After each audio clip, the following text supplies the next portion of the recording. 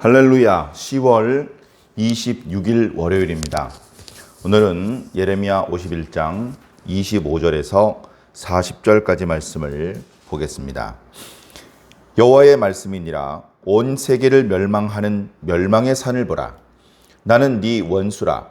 나의 손을 네 위에 펴서 너를 바위에서 굴리고 너로 불탄 산이 되게 할 것이니 사람이 네게서 집 모퉁이 돌이나 기초돌을 취하지 아니할 것이요 너는 영원히 황무지가 될 것이니라. 여호와의 말씀이니라. 땅에 깃발을 세우며 나라들 가운데에 나팔을 불어서 나라들을 동원시켜 그를 치며 아라랏과 민니와 아스그나스 나라를 불러 모아 그를 치며 사무관을 세우고 그를 치되 극성스런 메뚜기같이 그 말들을 몰아오게 하라. 뭇 백성 곧 메대 사람의 왕들과 그 도백들과 그 모든 태수와 그 관할하는 모든 땅을 준비시켜 그를 치게 하라. 땅이 진동하며 소용돌이 치나니 이는 여호와께서 바벨론을 쳐서 그 땅으로 황폐하여 주민이 없게 할 계획이 섰음이라. 바벨론의 용사는 싸움을 그치고 그들의 요새에 머무르나 기력이 쇠하여 여인같이 되며 그들의 거처는 불타고 그 문빗장은 부러졌으며 보발꾼은 보발꾼을 맞으려고 달리며 전령은 전령을 맞으려고 달려가 바벨론의 왕에게 전하기를 그 성읍 사방이 함락되었으며 모든 나루는 빼앗겼으며 갈대밭이 불탔으며 군사들이 겁에 질렸더이다 하리라. 만군의 여호와 이스라엘의 하나님께서 이와 같이 말씀하시되 딸 바벨론은 때가 이른 다장마당과 같은지라 멀지 않아 추수 때가 이르리라 하시도다. 바벨론의 느부갓네살 왕이 나를 먹으며 나를 멸하며 나를 빈 그릇이 되게 하며 큰 뱀같이 나를 삼키며 나의 좋은 음식으로 그 배를 채우고 나를 쫓아내었으니 내가 받은 폭행과 내 육체에 대한 학대가 바벨론에 돌아가기를 원한다고 시온 주민이 말할 것이요 내 피 흘린 죄가 갈대아 주민에게 돌아가기를 원한다고 예루살렘이 말하리라. 그러므로 여호와께서 이와 같이 말씀하시되 보라 내가 네 송사를 듣고 너를 위하여 보복하여 그의 바다를 말리며 그의 샘을 말리리니 바벨론이 돌무더기가 되어 승냥이의 거처와 혐오의 대상과 탄식거리가 되고 주민이 없으리라. 그들이 다 젊은 사자같이 소리 지르며 새끼 사자같이 으르렁거리며 열정이 일어날 때에 내가 연회를 베풀고 그들이 취하여 기뻐하다가 영원히 잠들어 깨지 못하게 하리라. 여호와의 말씀이니라. 내가 그들을 끌어내려서 어린 양과 숫 염소가 도살장으로 가는 것 같게 하리라. 아멘.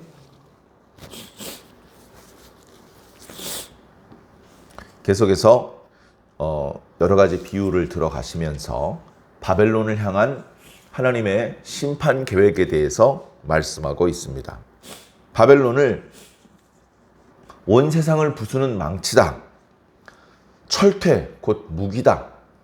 그리고 오늘 말씀에는 멸망의 산이다 이렇게 표현하고 있습니다. 바벨론을 하나님께서 당신의 도구 삼아서 바벨론을 제외한 다른 모든 나라들을 멸망시키셨다는 것입니다. 그러나 이제 하나님의 도구였던 바벨론은 더 이상 하나님의 도구가 아닙니다. 바벨론의 입장에서 볼 때 하나님께서는 더 이상 바벨론을 도와주시는 분이 아니고 바벨론을 대적하시며 바벨론을 멸망시키려는 분이 되신 것입니다. 180도 상황이 뒤바뀐 것인데 이렇게 상황이 바뀐 것에 대하여 하나님이 변덕스럽다라고 말하기에는 바벨론의 범죄가 너무 컸습니다. 바벨론이 하나님의 도구로 쓰임받을 수 있는 그것 자체가 벌써 축복입니다. 그 과정에서 강성해졌고 부유해졌었습니다. 그러나 그 기획, 그것을 바벨론은 살리지 못했고 하나님의 도구로 쓰임받는 동안에 어리석음을 보였고 부족함을 보였으며 하나님을 도와주시던 그 하나님을 자신을 대적하는 분이 되게 만들 수밖에 없는 어리석음을 수도 없이 저질렀던 것입니다. 그래, 이제는 다른 나라들을 멸망시켰던 산과 같았던 바벨론을 하나님께서 불태우실 것이다. 그 바위에서 굴려버리실 것이다. 더 이상 높은 산 위에서 아래쪽을 내려다 보면서 호령하지 못하고 아무 볼품 없이 26절에 보면 사람들이 너에게서 짐 모퉁이 돌 하나도 구할 수 없을 정도로 황무지가 되는데 영원한 황무지가 될 것이다. 그렇게 말씀하고 있습니다. 27절부터는 바벨론을 향하여 공격하는 주축은 페르시아 그리고 메디아죠. 그리고 그 이외에도 아라랏, 민니, 아스크나스와 같은 주변의 여러 나라들을 연합군 군대로 동원시킨다 그렇게 말씀하고 있습니다. 특별히 27절과 28절에 동원시켜 그리고 준비시켜라고 번역된 단어는 우리가 거룩하다라고 알고 있는 카도시라는 어원을 같이 쓰는 카드슈라는 단어를 쓰고 있습니다. 카드슈라는 단어는 성별하다라는 뜻입니다. 거룩하게 구별하다 이런 뜻이죠. 바벨론을 멸망시키기 위해 여러 나라의 군대들이 연합군을 형성하게 되는데 그들은 하나님의 도구로 쓰임받는 것이기 때문에 하나님께서 직접 관여하시고 하나님께서 그들을 성별하여 준비시키신다라는 그런 뜻으로 말씀해 주십니다. 보통 여러 나라들의 군대가 연합군을 편성하면 오합지졸이 되고 지휘체계가 혼란스러워지기도 쉬운데 이렇게 하나님께서 성별하여 모으신 연합군대는 사무관을 세워 일사불란하게 움직일 것이며 바벨론을 향해서 진격할 때는 맹렬하게 용맹스럽게 진격할 것이고 그리고 그 수가 워낙 많아서 메뚜기 떼처럼 그들이 말들을 몰고 오게 할 것이다 라고 말씀하고 있습니다. 그렇게 되니 땅이 진동하고 소용돌이를 치게 되는 것이죠. 그리고 그 결과 땅이 황폐하며 주민들이 없어지게 될 것입니다. 이것이 하나님의 그림이고 계획이신 것이죠. 자, 그런 전쟁이 됐을 때 30절 말씀을 보니까 바벨론의 용사들은 그 수많은 침략군들과 싸울 것을 포기합니다. 야, 안 되겠다. 싸워서 이길 수 있는 승산이 없다. 그렇게 판단을 하고 요새로 들어가 숨어버립니다. 든든한 요새를 지키면서 방어만 잘하면 이길 수 있다. 그렇게 계산하는 것이 아니고요. 요새 안에 들어가 있으면서도 못 이길 것 같은 근심과 두려움에 그들은 마치 여인과 같이 될 것이다. 여인을 비하하는 것은 아닙니다.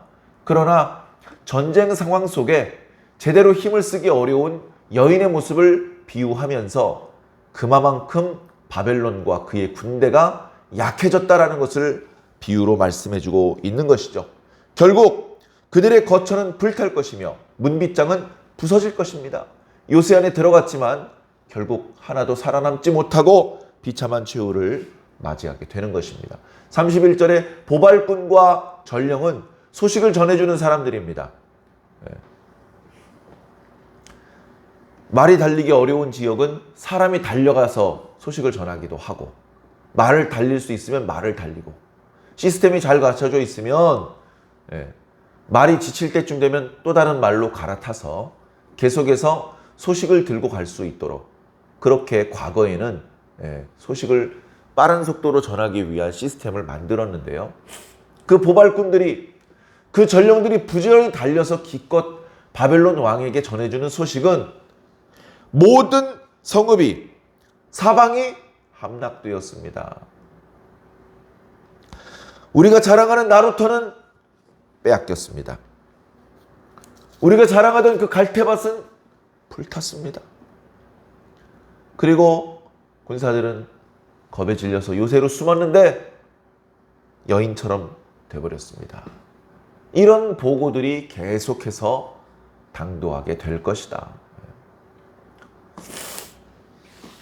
비참한 최후를 맞이하는 바벨론의 모습이죠. 자, 33절. 만군의 여호와께서 말씀하시되 바벨론은 때가 이른 타작마당과 같다. 그러니까 무슨 말입니까? 곧 타작하고 추수할 때가 온다. 어떻게 추수하고 타작을 하죠? 곡식을 말렸다가 그걸 밟아요. 밟으면 껍데기와 그 안에 있는 곡물이 분리가 됩니다. 그러면 바람을 불어서 껍데기는 날려버리고 그 안에 곡물들을 잘 모아서 저축을 하고 그것을 꺼내서 먹게 되는 것이죠.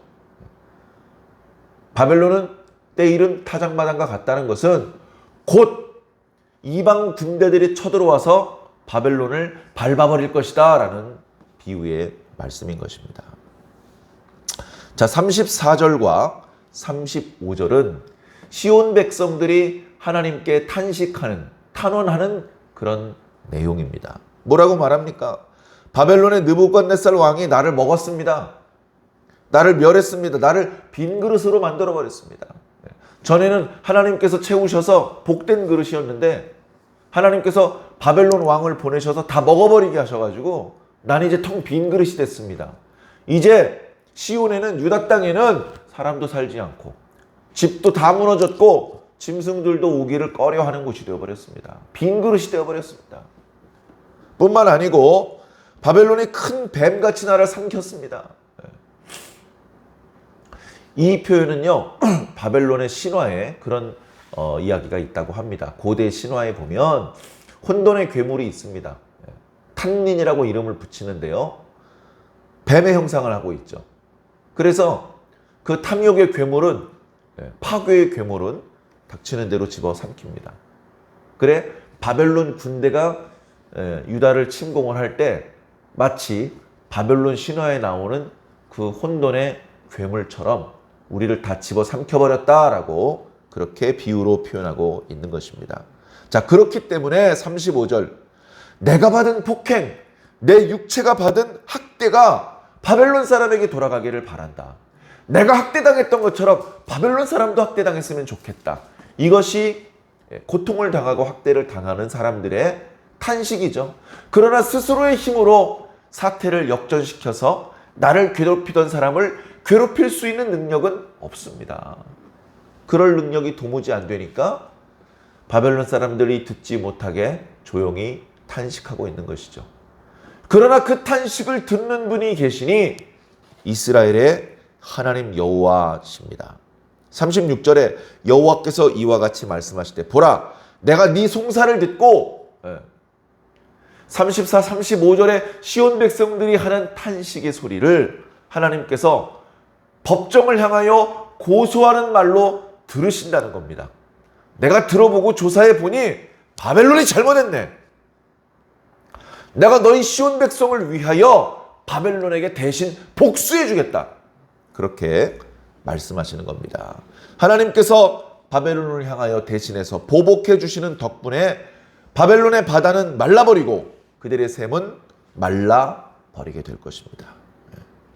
그저 그쪽에 있는 사람 몇 사람 불러내서 야단치고 때리고 벌금 받고 그게 아니고요, 샘물도 아니고 바닷물이 마를 정도면 어떤 소생의 희망이 없어져 버리는 겁니다. 바벨론은 돌무더기가 되고 승냥이의 거처가 될 것이며 주민은 없게 될 것이다. 바벨론의 그 피폐한 모습을 보는 사람들은 바벨론을 저주하며 탄식하게 될 것이다. 38절에 바벨론이 한때는 젊은 사자 같았다. 움킬 것을 잡고 먹을 것을 찾은 사자가 으르렁대는 것 같이 기세가 등등했었다.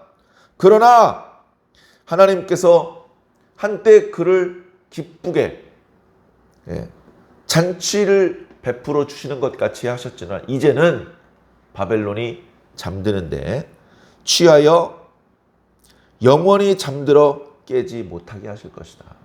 다 다시는 바벨론이란 이름으로 고개를 들지 못하게 하실 것이다. 그들을 끌어내려서 어린 양, 숫양, 숫염소가 도살장으로 끌려가는 것 같다. 숫양이 제법 힘을 쓰다가 도살장에 끌려가서 도살당하고 나면 다시 일어설 수 있겠습니까? 다시 뛰어다니며 힘을 발할 수 있겠습니까? 바벨론은 여기서 끝난다. 하나님의 철저한 바벨론을 향한 심판을 오늘도 말씀해 주고 계십니다. 오늘 말씀에 보면 36절에 내가 너를 위하여 보복하겠다. 하나님의 백성, 유다 백성, 시온 백성을 위하여 보복하시는 하나님이라는 것입니다.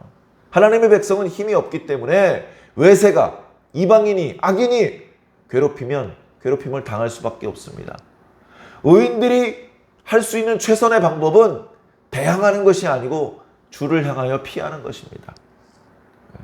그 과정에서도 너무나 많은 고통과 학대, 폭행 이런 것들을 당하죠. 우리가 잘 알고 있는 믿음의 의인들, 다윗도 그랬고 바울도 그랬고 상상하기 어려운 많은 고난의 골짜기를 지나갔습니다. 그럼에도 불구하고 하나님께서 그 고생을 좋은 것으로 바꿔주셨고, 그리고 하나님께서 그들을 위로하셨으며 그들을 괴롭히던 악인들을, 대적들을 하나님께서 대신 싸워주시고 보복해 주셔서 결국 하나님의 백성들의 가슴에 맺힌 한을 풀어주시고 눈물을 닦아주시고 다시 기뻐하며 웃으며 행복하게 평안을 누릴 수 있게 해주셨습니다. 자, 이 말씀은 시대에 수없이 많은 교만하며 의인들을 괴롭히는 악인들에게 적용되었을 것입니다. 그리고 최종적으로는 하나님의 백성을 집요하게 괴롭히는 마귀에게 적용이 될 것입니다. 마귀가 지금은 세상의 임금이 되어서 마치 하나님의 자리에 앉아서 사람들 앞에 호령하고 있습니다. 하늘에서 불이라도 떨어뜨려서라도 하나님의 택하신 백성을 미혹하며 넘어뜨리게 하려고 하고 있습니다. 권세가 막강하죠. 그러나 그때는 오래가지 못할 것입니다. 그의 때는 끝날 것이며 마귀가 모든 권세를 가지고 있는 것 같아 보이지만 그보다 더 많은 권세를 가지고 계신 하나님 앞에 아무 저항도 하지 못하고 무너져 내릴 것입니다. 그리고 그때에 그 마귀의 압제 속에서, 핍박 속에서 고난을 당하던 하나님의 성도들의 눈물이 닦아질 것이며 하나님의 말씀을 붙잡고 하나님 편에 서서 살았던 당신의 백성들의 세계가 열리게 될 것입니다. 다소 어려움이 있을지라도 하나님의 말씀을 붙잡고 하나님의 방법대로 사시기를 바랍니다. 이 약한 세상 가운데 하나님이 아직도 살아계시다. 하나님의 뜻대로 사는 것이 진정한 행복이며 여러분들의 몸과 마음과 영혼을 풍요롭고 건강하게 만드는 것이다. 라는 것을 세상에 보여주시기를 바랍니다. 사람들이 지키든 안 지키든 신호등으로서의 역할을 감당해 주시기 바랍니다. 그럴 때에 하나님의 뜻이 이루어질 때에 하나님께서 영광을 받으실 것입니다. 다 함께 잠시 기도하겠습니다. 사랑의 하나님, 연약하고 미련한 저희들을 당신의 백성으로 선택하시며 하나님의 말씀으로 양육하여 주시고 또 세상을 향하여 빛과 소금, 신호등의 사명을 주심을 감사드립니다. 저희들의 능력은 미천하지만 하나님께서 주신 사명은 고귀한 것이기에 소홀히 여기지 않게 하여 주옵시고 우리가 세상을 바꾸기는 어렵지만 우리 스스로가 하나님의 뜻대로 살아가는 모습을 세상을 향하여 보여줄 수 있게 하여 주시옵소서. 거짓스럽게 외식하는 것이 아니라 하나님 앞에 진정하게 정직하게 성실하게 살아가는 모습을 세상 사람들이 보고 더러는 하나님께 돌아올 것이며 돌아오지 않더라도 결국 하나님께서 영광을 받으시게 되는 줄로 믿습니다.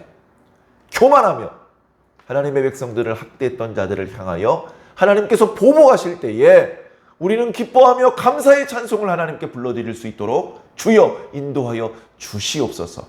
한 주간의 일상 가운데에 주님과 동행하며 주님의 말씀대로 살아갈 수 있는 지혜와 능력을 또한 더하여 주시옵소서. 감사하며 살아계신 예수 그리스도의 이름으로 믿고 기도하옵나이다. 아멘.